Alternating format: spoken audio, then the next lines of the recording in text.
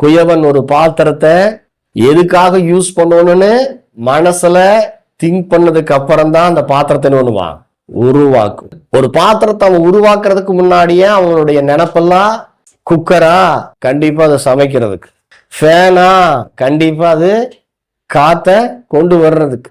இப்படி குயவன் தன்னுடைய சிந்தையில தன்னுடைய நினைவுல வைத்து அதுக்கப்புறம் தான் நினைவுல ஃபர்ஸ்ட் வரும், அதுக்கப்புறம் அவன் என்ன பண்ணுவான்னா உருவாக்குவான். நம்முடைய குயவனும் எரேமியா தீர்க்கதரிசி புத்தகம் 18ஆம் அதிகாரம் 1வது வசனம் சொல்லும்படி தேவன் நம்முடைய குயவனா இருக்கிறார். கர்த்தர் சொல்றாரு, உங்களை கனத்துக்குரிய பாத்திரமாய் அவர் வணைந்திருக்கிறார்.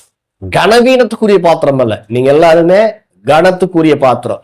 எப்படி சொல்றேன்? கிறிஸ்துவோடு கூட ஐக்கியமாய் இருப்பதற்கு உங்களை அழைத்திருக்கிறார். குமாரனுடைய சாயலாய் மாறுவதற்கு உங்களை அழைத்திருக்கிறார். கிறிஸ்துவை போலவே இந்த பூமியில பிரகாசிக்க வேண்டும் என்று அவர் உங்களை அழைத்திருக்கிறார்.